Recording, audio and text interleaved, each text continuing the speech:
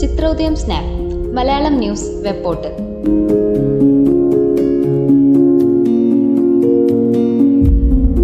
തൃശൂർ വെളപ്പായിൽ ടിക്കറ്റ് ചോദിച്ചതിന്റെ പേരിൽ അതിഥി തൊഴിലാളിയായ യാത്രക്കാരൻ ടിടിയെ ട്രെയിനിൽ നിന്ന് തള്ളിയിട്ട് കൊന്നു.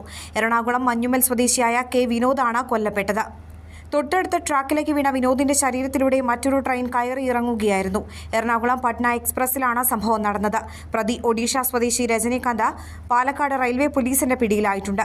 കുന്നംകുളത്തെ ഹോട്ടൽ തൊഴിലാളിയായ രജനീകാന്ത് മദ്യപിച്ച് ലക്കുകെട്ട അവസ്ഥയിലായിരുന്നുവെന്ന് പോലീസ് അറിയിച്ചു. കൊല്ലപ്പെട്ട ടിടി കെ വിനോദ് സിനിമാ രംഗത്തും സജീവമാണ്. പുലിമുരുകൻ, ഗ്യാങ്സ്റ്റർ, വിക്രമാദിത്യൻ, ജോസഫ് തുടങ്ങി 14ലധികം സിനിമകളിലെ ചെറിയ വേഷങ്ങളിൽ വിനോദ് അഭിനയിച്ചിട്ടുണ്ട്. നിങ്ങളുടെ ലബോറട്ടറി സ്മാർട്ട് ആക്കും ഈസി ലാബ് സോഫ്റ്റ്വെയറിലൂടെ.